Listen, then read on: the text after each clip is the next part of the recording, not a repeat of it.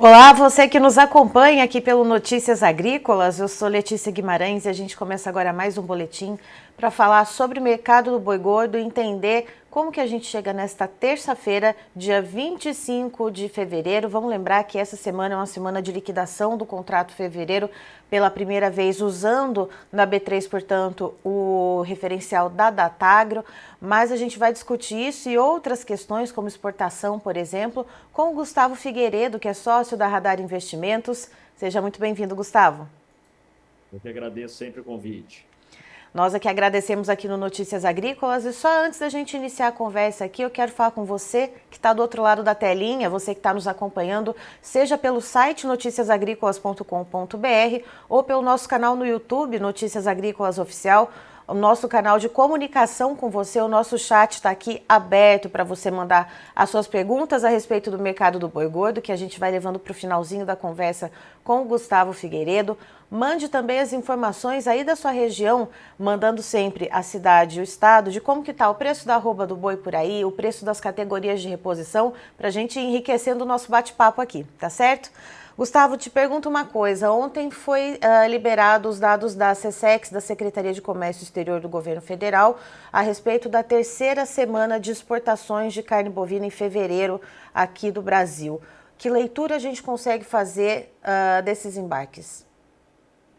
Vamos lá. A exportação, Letícia, sempre no começo do ano ela começa mais fraca, né? Então, a leitura que nós temos, que em relação ao pior já passou, janeiro foi o pior mês aí do ano e a gente acredita que daqui para frente ela começa a ter uma retomada, né? Em questão de volume, e é isso que mostra fevereiro. Fevereiro aí a gente já tem em relação a janeiro já um aumento de 13% no volume, lógico, o fevereiro ainda não acabou, mas a gente vem aí numa média aí de 10,2 toneladas dia aí de exportação, que a gente pode considerar que é bem positivo essa quantidade diária, né? E em relação, só para ter uma noção, em relação a janeiro, a gente exportou em janeiro 8,2 toneladas dia. Então, houve já uma retomada aí de início de ano. E em relação ao fevereiro do ano passado, a gente também tem um aumento aí considerável aí de 14% aí, já fazendo uma previsão aí do que pode ser a próxima semana. Se continuar na mesma toada, vamos dizer assim, acima de 10 toneladas dia. Então, isso aí mostra a firmeza da exportação, a resiliência dela, e mostra que nesse primeiro trimestre a gente tende a bater o recorde, o volume que foi em 2024 do primeiro trimestre. E, Gustavo, olhando para a questão cambial, né, a questão do dólar, no final do ano passado a gente teve aquele repique, né, para mais de R$ 6.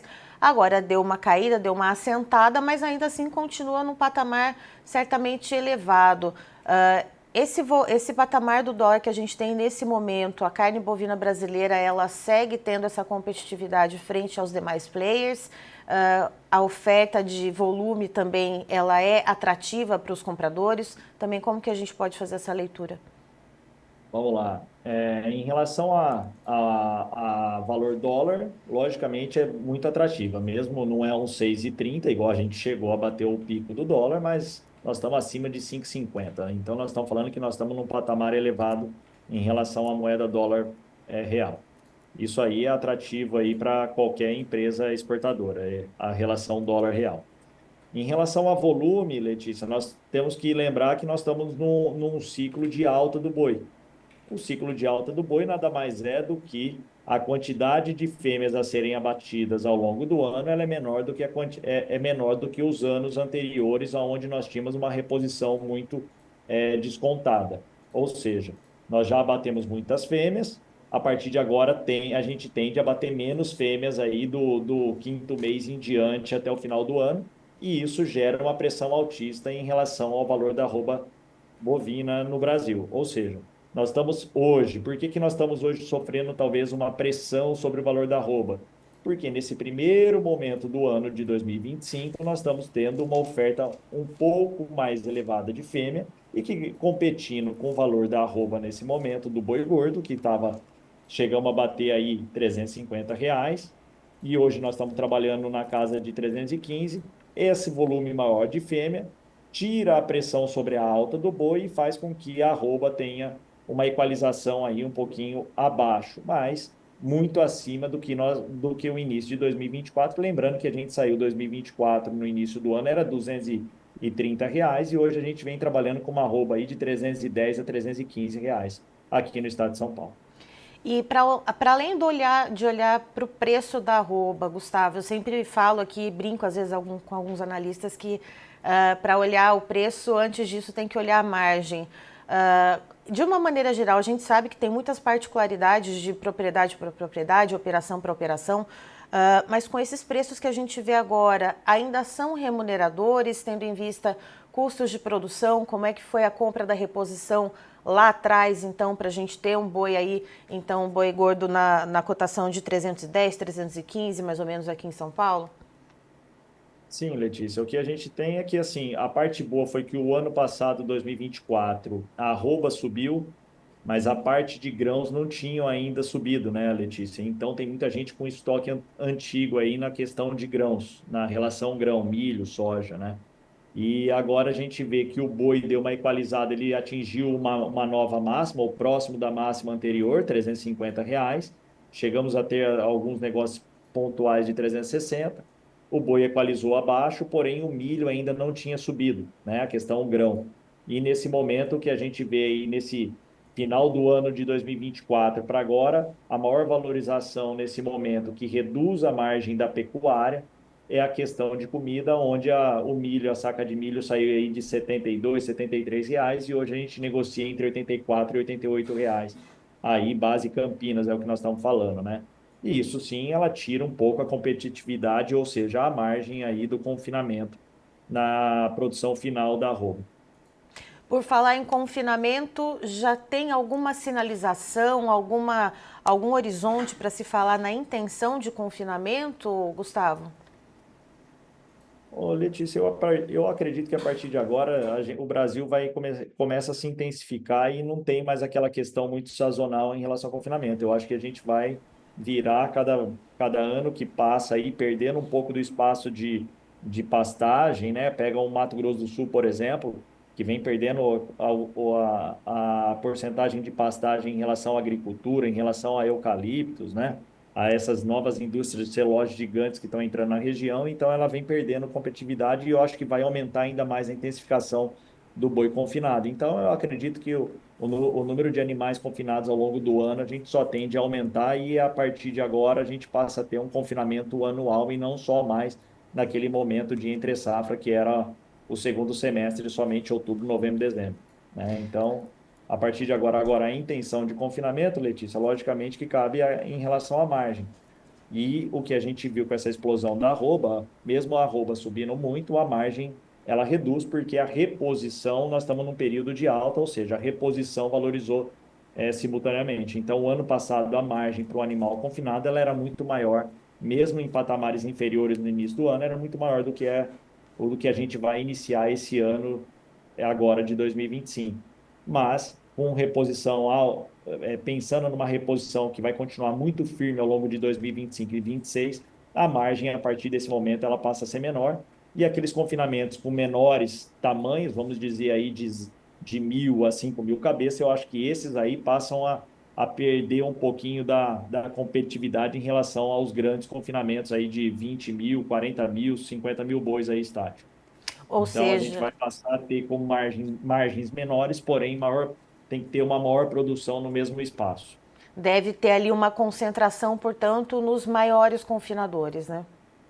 É o que eu acredito, Letícia. E Gustavo, ainda falando na questão das categorias de reposição, né, a gente vê desde 2023 pelo menos esse abate de fêmeas, né, vindo, caminhando, né, muito forte até agora nesse começo de ano. Até quando que a gente deve ver esses preços da reposição elevados, né? Então, já que vai faltar ali, a gente está abatendo, né, essas matrizes, está abatendo essas fêmeas, a gente deve ver essa lacuna de oferta e, claro, os preços mais elevados até quando? Letícia, o abate mesmo grande foi até o primeiro semestre de 2024. Nesse momento também nós estamos tendo um abate de fêmea considerável. A seca fez com que o valor da arroba da vaca ficasse também descontado. E nesse momento a gente passou a ter ainda uma oferta de animais terminados, ou seja, da vaca terminada muito grande nesse primeiro espaço do ano, aqui no momento do ano, janeiro, fevereiro e até março, e vai até maio, onde é o toque de fêmea. E isso faz com que, querendo ou não, exista uma pressão sobre o valor da arroba. E é por isso que nós estamos agora com o valor da arroba pressionado. Mas ao longo do ano de 2025, eu espero ainda que a gente tenha uma valorização sobre o valor da arroba, que ela volte a patamares elevados, assim que o volume de fêmeas no abate reduzir. O volume de fêmea, como já foi um abate muito considerável nos últimos anos, Letícia, 21, 22, 23 e até início de 24, nós vamos falar assim que ela vai continuar muito firme ao longo de 24, que já foi o segundo semestre, 25, 26 e talvez uma mudança de tendência somente lá para 27, né? E essa é o cenário que a gente trabalha em relação a ciclo pecuário. Então, nós vamos trabalhar aí com uma arroba muito firme, tanto da reposição quanto do boi gordo nos próximos 2 anos, pelo menos, Letícia. E olhando para esses preços do boi gordo, né? Eu lembro que no ano passado tinha algumas previsões, né, daquele número místico do 340 no começo desse ano, o que não aconteceu por causa dessa pressão baixista, muito abate de fêmeas, muita carne, pouca demanda respondendo, né, Gustavo? Uh, Esse preço mais firme e esses aumentos que você está projetando no horizonte, né, quando esses abates de fêmeas acabarem escasseando um pouco, a gente deve ver esse preço de 340? Um exercício de futurologia para você aqui. Eu acredito que sim.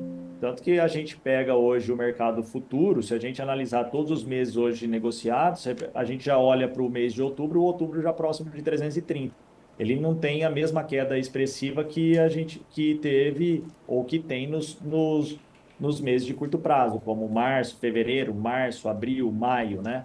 Aonde vem trabalhando com deságio em relação aos meses presente. Já o outubro a gente já trabalha aí com um ágio considerável para o segundo semestre, que é todo mundo esperando o quê? Uma redução do abate de fêmea ao longo do tempo, uma retomada mais forte da exportação para os próximos meses, e principalmente o segundo semestre, e arroba muito firme devido ao quê? A escassez também de boi gordo, que não vai ser num volume considerável para se a gente continuar exportando nos patamares que nós estamos batendo o recorde que a gente vem batendo. Se 2024 continuar igual ao primeiro semestre, que foi o primeiro trimestre que nós estamos vivendo agora, batendo o recorde em relação ao 24, e bater o recorde trimestre a trimestre em comparações, aí é recorde absoluto de exportação, sendo que 2024 já foi o recorde dos recordes, né, Letícia, em relação a volume exportado. Então, o primeiro trimestre agora já está dando um cenário aí de uma exportação muito firme ao longo do ano e com menor redução, com menor volume de abate de fêmea, a arroba do boi segue pressionada positivamente ao longo do ano.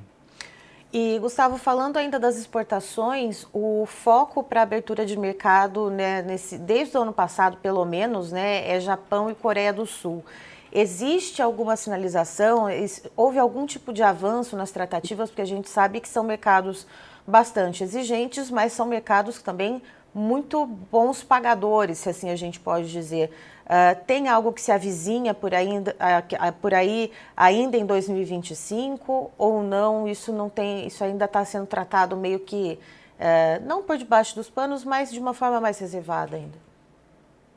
Eu acho que a gente não vai conseguir dizer o ano, né? Se é esse ano, se é o ano que vem, mas eu acho que quando o Brasil ele se ajustou, se adequou a todas as normas exigidas, tanto China, e aí vem os Estados Unidos e libera também essa carne in natura, né, Letícia? Que esse foi o grande avanço. A partir do momento que os Estados Unidos abre essa porta, a porta para os demais países eu acredito que seja só questão de tempo, né? E aí vem Canadá, aí vem México, aí vem o Japão, que é um mercado, como você bem frisou aí, muito importante em relação à carne e agregar valor à carne.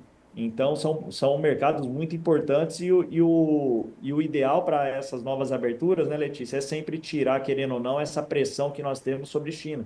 Porque o maior volume é a China que leva. Então, quanto mais mercados a gente abrir e menor a necessidade de China, melhor seria caso venha a ocorrer algum dia um problema com esse mercado grande que é a China. Logicamente, a China continua muito expressiva em relação ao volume exportado, é de 50% a mais da exportação, mas quanto mais mercados a gente abrir e menos essa porcentagem da China fizer parte desse share, melhor é para a gente aí como mercado produtor Por falar e em, exportador.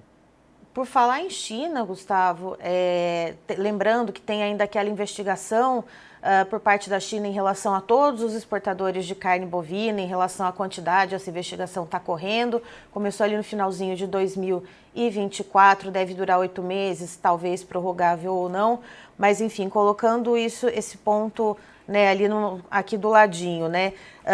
Ontem a agência Reuters Internacional de Notícias divulgou uma pesquisa de que o consumo de carne suína na China ele não tem mais espaço para crescer. E lembrando a quem nos assiste, a China é o maior produtor, o maior consumidor de carne suína. A carne suína é a preferida da China. Nesse contexto, como fica o espaço para carne bovina se a gente tem esse cenário para carne suína na China? Letícia, eu acho que o mercado que atingiu os novos consumidores em relação à carne bovina, que talvez não existiam anos atrás, eu acho que esse não é perdido. E, querendo ou não, a China, como o maior número de habitantes do planeta, eu acho que a gente vai continuar sempre exportando aí volumes consideráveis. A questão é sempre em relação à demanda, a poder de consumo, né, Letícia? E com o dólar alto desse jeito, querendo ou não, nós temos aí o Brasil, volume, produção, a gente é competitivo com qualquer outro produtor, como a Austrália, que leva um pouquinho mais de valor agregado, Estados Unidos, valor agregado, e a gente tem tudo. A gente tem tanto uma carne com valor agregado quanto a commodity. E em relação, quando a gente analisar a commodity, a gente sempre vai ser aí o celeiro do mundo em relação à carne. Então, quando precisar, sempre vai ser a gente ainda. Tanto a gente depende deles em relação à exportação, quanto eles dependem da gente para colocar um produto com um valor mais acessível aí para a questão de consumo. Então, eu acredito que nesse ponto aí a gente não sofre tanto em relação à redução de exportação internamente aqui. O que muda, logicamente, é a questão de substituição de proteína em determinados momentos, como vem ocorrendo hoje aqui no Brasil, depois que a arroba atingiu R$ 350 aí, a demanda interna chega uma hora que ela cessa aquele valor, né? Não consegue mais absorver aquela quantidade de carne devido ao valor, à alta do produto, e aí ela passa a substituir por uma carne de frango, por uma carne de suíno e por ovo, que é o que a gente vê agora também, que passou a ter uma valorização grande no início desse ano. Então, a questão de substituição ela é automática em relação à proteína, mas analisando o médio e longo prazo, um cenário um pouco mais longo, eu acho que o Brasil ele sempre vai ser ainda o celeiro em questão de exportação de commodity, ou seja, o volume está aqui dentro e com valores acessíveis aí em relação ao mundial.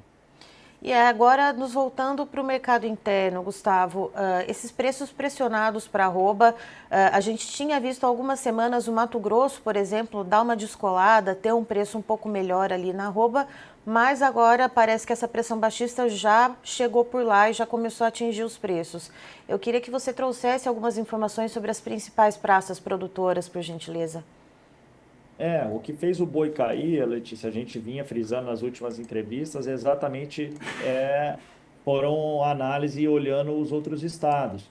Hoje o boi China sendo abatido no Brasil inteiro, né, com essas novas aberturas da China, então aonde está o boi mais barato é onde essas grandes indústrias vão fazer o boi China de acordo com as suas exportações aí, com seus contratos. Ou seja, o que a gente via já quando o boi estava 330 em São Paulo, até 335 que chegou aí no metade aí de janeiro, é que os outros estados já estavam bem aquém, abaixo aí de São Paulo. Por exemplo, onde começou a baixa, Letícia, foi onde teve o início de um abate de fêmea um pouco mais generalizado, que foi o Mato Grosso do Sul, Minas Gerais e Goiás, e o MT levou um tempo maior também, ficando até um pouco acima de São Paulo em algumas negociações. É que o MT, Letícia, ele tem uma particularidade que lá os volumes de animais negociados são muito grandes. Quando você vai negociar um animal lá, não são lotes pequenos de 50 cabeças, 100 cabeças, 200 cabeças. Às vezes, fica lá uma semana sem comprar nada, mas a hora que compra também de um grande produtor, ele já vende 5 mil, 10 mil cabeças, né? Então, como você tem um volume grande de animal concentrado em uma única mão, as negociações, quando ocorrem lá, ocorreram de maneira firme, ou seja, para fazer escalas tiveram que pagar mais até que São Paulo. Só que ele faz o mesmo boi China que São Paulo hoje faz o boi China. Então, é questão da forma de negociações serem diferentes. Mas como a oferta lá no MT estava um pouco mais restrita, chegou a pagar mais que São Paulo. Só que nesse mesmo momento que MT chegou a mais que São Paulo, a mesma indústria que existe no MT está fazendo uma média de compra em outros estados. E onde ele estava fazendo uma média abaixo para equalizar esses preços que ele pagava mais caro no MT?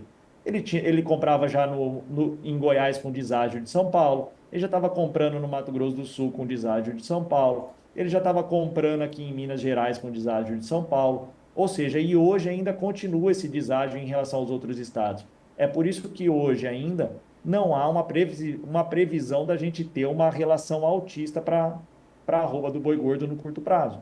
Nós estamos falando que MS hoje negocia boi China de 305, Minas Gerais negocia de 300 a 305 e Goiás negocia boi China hoje de 300 a 305. E um boi comum até R$ 290. Não tem como a gente falar que São Paulo agora vai ter uma pressão altíssima no curto prazo e vai para 330 a 340 já de uma vez. Enquanto as escalas desses outros estados não recuarem, não reduzirem, e para hoje, por exemplo, a gente pega um estado de Minas Gerais aí com uma média de escala de 11 até 15 dias úteis, né? Então, enquanto essas escalas não recuarem, não recuar esse abate de fêmea generalizado, que é o que gera pressão sobre o valor da arroba do boi gordo, por quê? Porque o mercado interno compra uma vaca hoje com um deságio muito grande em relação ao boi. Para que ele, se ele faz só mercado interno, para que ele vai ficar pagando ágio sobre a arroba do boi gordo? Não tem o porquê, sendo que ele vai negociar no mercado interno, tá? Então, é isso aí que está pressionando o boi gordo nesse momento. A partir do momento que essa oferta excessiva de fêmea sair do abate que é o início do ano, que é o que geralmente acontece isso aí, onde a fêmea você termina ela pasta, você termina ela semi-confinada e você termina ela no coxo. Nesse momento, você tem os três estilos de abate. A hora que isso aí acabar, nós vamos ter sim uma pressão novamente altíssima sobre o valor da arroba do boi gordo. Isso aí é fato. E o que a gente tem que olhar para que a pressão altista continue dentro do estado de São Paulo são os estados vizinhos fazendo com que essa oferta reduzindo lá também gera uma pressão mais forte sobre São Paulo, dando sustentação e não sendo somente uma alta pontual sobre demanda. Por exemplo, agora, nós estamos olhando que vão pagar 320, 315 em São Paulo, mercado interno, não é um frigorífico grande. Ok, mas qual é o motivo para isso nesse momento? É porque tem um carnaval, tem que recompor estoque? Pode ser. Então, são motivos nesse momento pontuais, não é um motivo ainda que gera uma tendência altista e positiva no médio e longo prazo. Agora, cessando esse abate de fêmea, que vai até maio, onde tem toque de fêmea ainda, pode ser que antecipe isso, ou que tenha antecipado o abate de fêmea e antecipe também o período de recuperação. Mas isso aí vai acabar, com certeza, então a gente pode prever aí que se continuar uma pressão negativa, ela vai até maio e dali para frente começa a ter um cenário um pouco mais altista sobre a arroba. E é isso que a gente está analisando e vamos olhar aí semana a semana, mês a mês, e esperando com que ao longo do ano a gente volte a atingir a máxima aí do valor da arroba já negociada, 350 e por que não? Dependendo do período e se a exportação vier com mais força e dólar continuar nos patamares atuais, a gente não passa a máxima já vista aí dos 350, 360. E Gustavo, olhando para todas essas informações que você colocou aqui para a gente, como se fosse uma colcha de retalhos, o pecuarista, qual que é a melhor estratégia para ele tomar nesse momento, né? A gente tem esses preços mais lateralizados, ainda com essa pressão com a bola no campo ali do frigorífico, por enquanto. O que o pecuarista pode fazer para se proteger de mais quedas? Que estratégia você recomenda nesse momento? Nesse momento, Letícia, é assim, não tem o porquê também ficar de cabelo em pé. O que a gente vê o boi caindo, uma parte boa foi que a reposição nesse momento ela caiu junto. Daquelas máximas que atingiu, hoje nós temos uma reposição um pouco mais fácil de ser feita, né? Tudo está se equalizando, vamos dizer assim. Logicamente que não é um deságio igual começou 2024 sobre a reposição, mas são preços justos, vamos dizer. Então é hora de você trocar um boi gordo por um gado mais leve dentro da propriedade. Se você não tem espaço para colocar dentro da propriedade esse gado, porque vem uma seca e você não está preparado para a seca, mas é hora de se defender comprando um seguro de alta para o segundo semestre, até de segundo semestre em diante, onde você, se a valorização da arroba vier antes do que a gente espera, você esteja protegido para a hora que for comprar uma reposição mais cara, mas o mercado futuro ter te assegurado, você ter comprado num patamar mais baixo. Você comprar também a questão de estoques de milho, né, de grãos, ou seja, de comida, para fazer um custo médio ao longo do ano. Se não tem espaço para comprar toda a comida ao longo do ano, mas você também tem seguros de defesa aí para milho, para soja, onde a gente percebe aí que após a valorização do boi, o milho ainda não tinha corrigido e vem corrigindo, e por que não pode chegar à máxima que ele já atingiu no passado, que foi R$ 100, né? Hoje nós estamos falando aí de R$ 84 aí para o mês presente. Então, toda essa questão de olhar para o mercado futuro, olhar para dentro de casa, fazer uma reposição bem feita agora, né? Tudo isso aí é questão de defesa aí, pensando aí no futuro e nas margens futuras. Perfeito. Gustavo, muito obrigada pelas informações. Você e todo o time da Radar são sempre muito bem-vindos aqui com a gente no Notícias Agrícolas. Eu que agradeço sempre, Letícia. Estamos à disposição, tá bom? Um abração, boa semana a todos. Amém para você também. Tá aí, estivemos com o Gustavo Figueiredo, ele que é sócio da Radar Investimentos, nos trazendo as informações a respeito do mercado do boi gordo nesta terça-feira, dia 25 de fevereiro. Lembrando que é a última semana do mês, daqui a pouquinho a gente começa a falar um pouco mais sobre a liquidação do contrato de fevereiro na B3, para ter uma ideia de mais ou menos como vai ficar. E de acordo com o Gustavo, o mercado segue sim pressionado, os preços da arroba, portanto, ali seguem com essa pressão mais baixista por causa da oferta de fêmeas ainda para abate. Então é esse cenário, é esse contexto que ainda se mantém aqui para o mercado interno. As exportações vão muito bem, obrigada, e é o que tem ajudado, portanto, a não fazer com que esses preços da arroba despenquem ainda mais, ajuda a escoar esse produto. Então, só para a gente ter uma ideia aqui, ontem foi divulgada as exportações de carne bovina até a terceira semana do mês de fevereiro pela SECEX, a Secretaria de Comércio Exterior ligada ao governo federal. E o Gustavo, ele fez um comparativo com fevereiro do ano passado. A gente está com uma alta de cerca de 14% no volume, na média de volume diário embarcado. Então, está indo bastante, depois de um janeiro um pouco mais devagar, agora parece que está engrenando o ritmo e é possível que a gente tenha, então, um primeiro trimestre muito bem sucedido nas exportações e, claro, é isso que vem ajudando, já que a demanda interna ainda segue derrapando um pouquinho. Os preços no mercado físico aqui em São Paulo seguem mais ou menos a mesma toada do que nos últimos dias, R$310, 315, alguma coisa pontual nos 320, mas é isso, essa pressão que não cessa por enquanto, até que o volume de fêmeas indo para o gancho comece a rarear, e isso vai ser lá para maio, segundo o Gustavo. E eu vou pedir então agora para o Pedro colocar os preços na tela para a gente ver como é que estão as cotações na B3 nesse momento, a Bolsa Brasileira. A gente vê aqui o contrato fevereiro subindo nesse momento 0,26%, com a cotação da arroba para fevereiro valendo R$ 313,05. O março sobe 0,84%, valendo R$ 306, redondinho. O maio tem uma alta de 0,85%, valendo R$ 302,55 a arroba, e o referencial do boi gordo do CPEA está praticamente estável, aumentando somente 0,02%, com a cotação da arroba para São Paulo em R$ 314,25.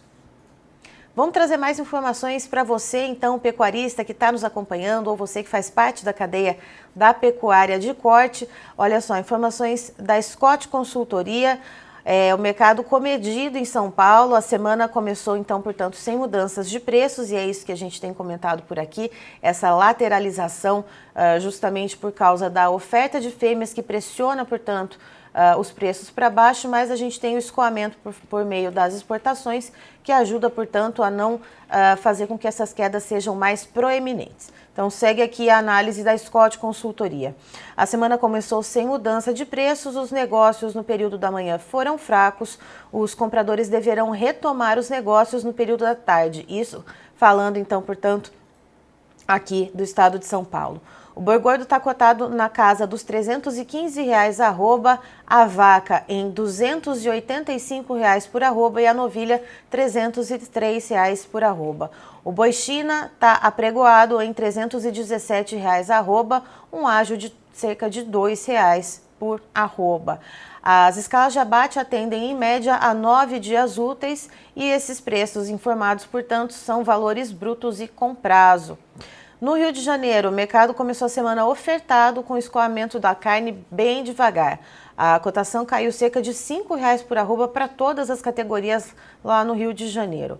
O boi gordo está sendo negociado a R$ 290 por arroba, a vaca R$ 275 e a novilha R$ 280 por arroba. As escalas de abate em terras cariocas estão em média para 8 dias e não tem referência de boi China lá no estado. A gente olha agora para Alagoas, mercado estável na abertura da semana, o boi gordo está cotado em R$ 305 por arroba, a vaca em R$ 290 por arroba e a novilha R$ 297. As escalas de abate mais ou menos para 10 dias úteis em média em Alagoas, também sem referência de boi China, assim como no Rio de Janeiro.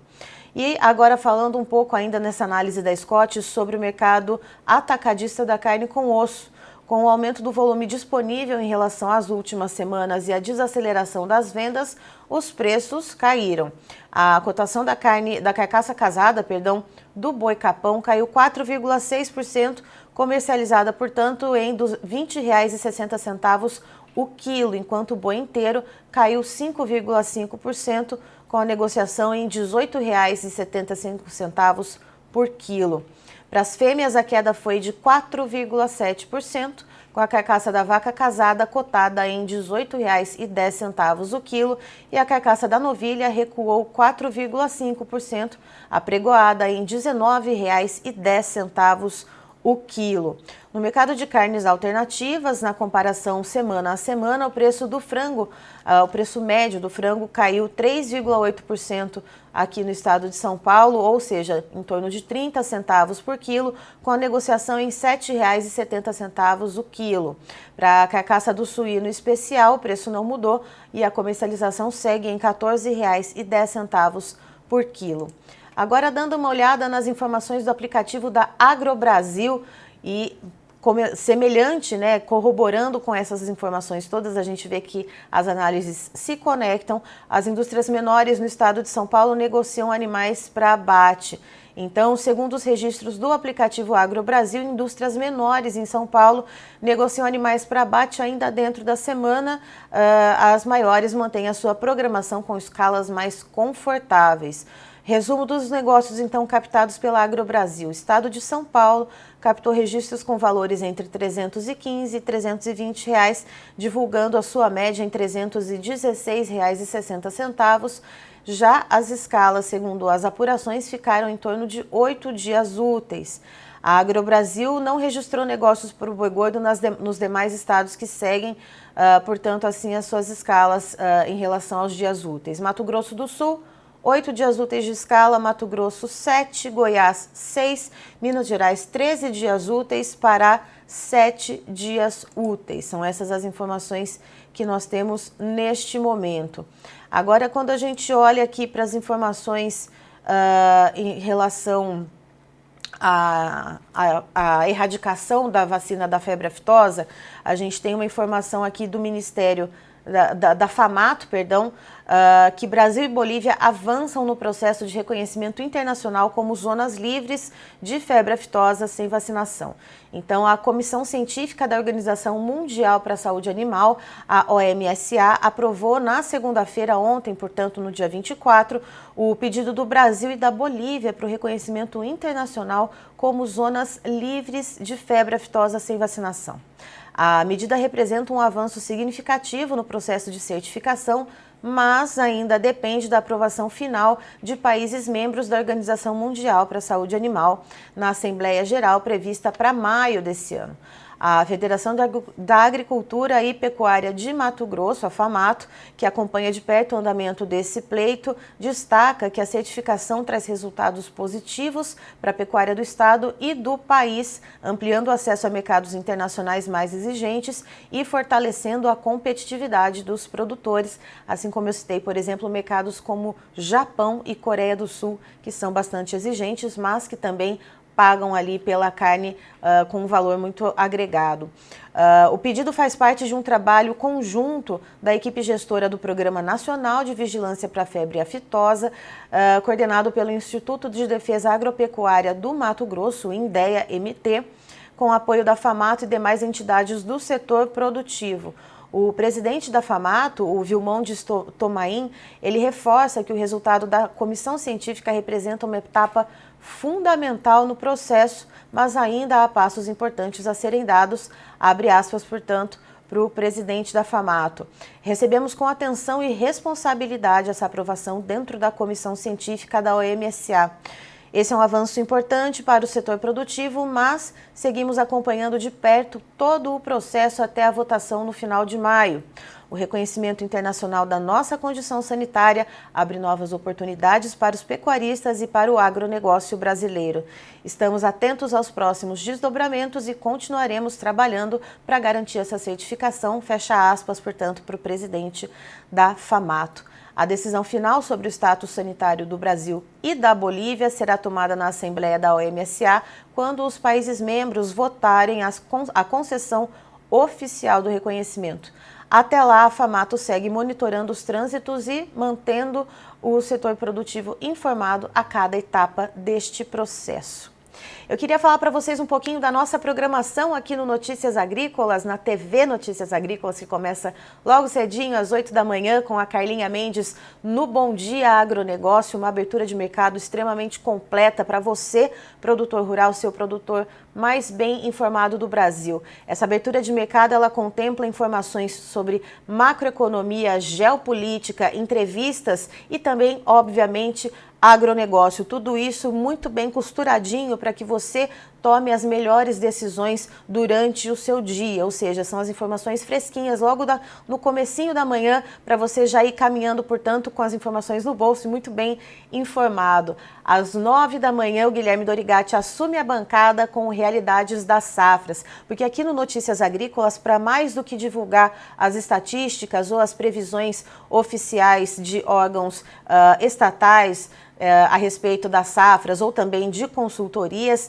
é aqui no Realidades das Safras com o Guilherme Dorigatti que a gente vai direto com o produtor a campo para saber como é que está a realidade por lá, como que está a questão de pressão por pragas ou doenças, o clima afetando também as mais diversas culturas plantadas em solo brasileiro e, claro, sempre com entrevistas, imagens, vídeos que você pode conferir, também participar, claro, também, por que não, e interações no Realidades das Safras. Às 10 da manhã, previsão do tempo com Erickson Cunha, sempre também com o meteorologista de gabarito, trazendo as informações de norte a sul, de leste a oeste no país e também, claro, sempre com o canal de comunicação com você, da nossa audiência, aberto para que você traga as suas perguntas para saber como é que vai ficar o clima na sua região e também para contar como é que estão as coisas por aí, se está chovendo, se não está chovendo, se as pastagens estão com problemas, sempre com essa interação muito bacana que a gente tem aqui no Notícias Agrícolas com você, produtor rural.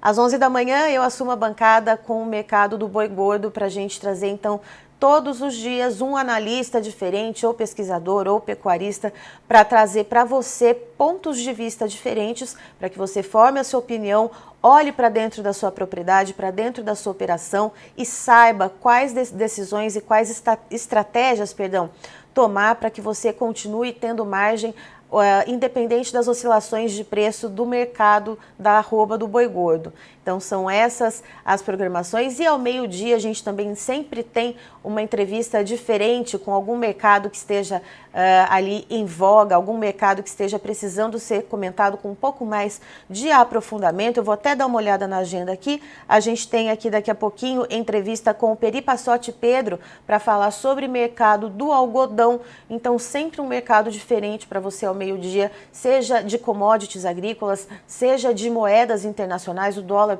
por exemplo, que é muito importante a gente saber que caminho vai tomar, justamente porque isso afeta diretamente o agronegócio brasileiro.